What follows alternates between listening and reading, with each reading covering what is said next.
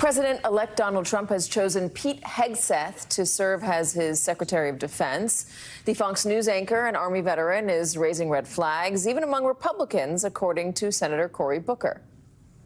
So, look, I'm not going to just automatically react against people Donald Trump puts. I look forward to evaluating them.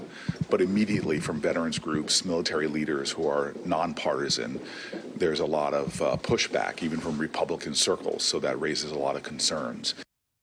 Republican circles, that is. Joining us now, host of the Independent Americans podcast and founder of Iraq and Afghanistan Veterans of America, Paul Rieckhoff. All right, so as Senator Booker said, he's not going to immediately say no to every one of the nominees. He's going to evaluate them. Hegseth is a veteran. He's been awarded 2 Bronze Stars. Look at that face you're making.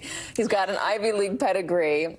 In the past, very experienced secretaries of defense have gotten us into some pretty ugly things, including wars. We had a very experienced Secretary of Defense in Donald Rumsfeld who lied about WMDs. Is there a positive case for somebody like Pete Hegseth? Sure. You could make a positive case if he wasn't the most overtly political nominee in American history. I mean, he's also coming from Fox News. Yeah. And this would be like nominating Sean Hannity or Rush Limbaugh to leave the Fox News and go directly into the Pentagon. And I think we've talked a lot about what qualifies someone. We should also talk about what disqualifies someone. And it should be disqualifying that you are an extreme partisan bomb thrower who talks about blowing up the very institution that you want to lead, that's represented by diverse people from across this country. So you're seeing a lot of pushback from within the Republican Party. A lot of it's quiet right now, but I think they're looking for the public vetting that's going to happen over the next couple of months, and then the eventual vetting before the Senate, which will be really important. Let's play Pete Hegseth talking about the Pentagon and who he thinks should go. I've heard overwhelmingly in interviewing dozens and dozens of guys and gals in and out of service, but mostly in. I wanted to talk to people who are still inside the culture.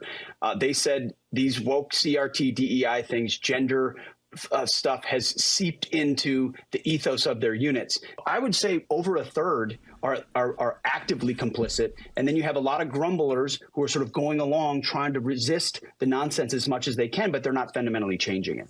That was from an interview in June last week. He said that the chairman of the Joint Chiefs needs to be fired. Mm-hmm. I guess, if he comes in, who remains? Who survives? Loyalists. I mean, he's made that, and the people who have enlisted and have contracts and have no choice.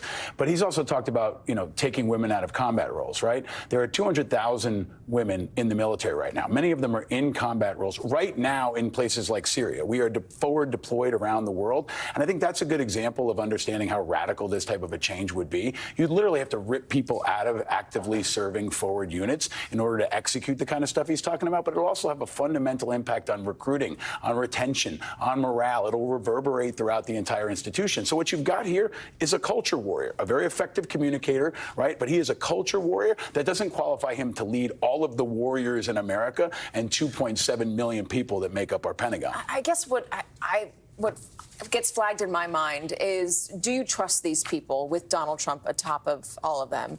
And I ask that just with looking back into relatively recent history, looking back at Rumsfeld, looking back at WMD as a lie that got us into Iraq and Afghanistan. Donald Trump obviously campaigned against those wars, said it was a big mess.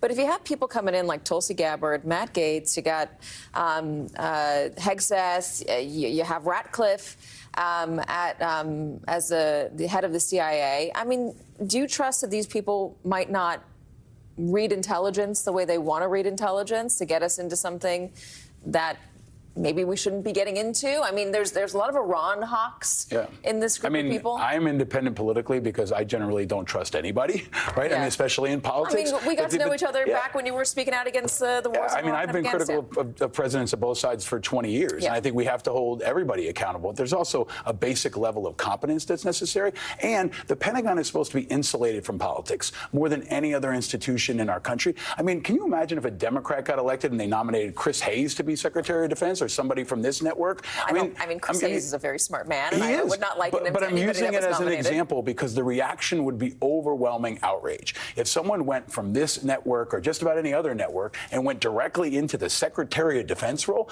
it would be unimaginable. So this is such a reach that you're seeing pushback from not just moderates, but people on the right who think this is just too far to go. And keep in mind, we don't know where RFK is going to land. They haven't named the Secretary of the Veterans Affairs, which could be anybody from, RFK to Sam Brown to Dr. Phil. We don't know who they're going to name, but this is just the beginning of what I think will be very radical, ridiculous, and controversial picks in institutions that are really important. We could be getting RFK news soon. I also wonder where Tucker Carlson might land, if he lands anywhere.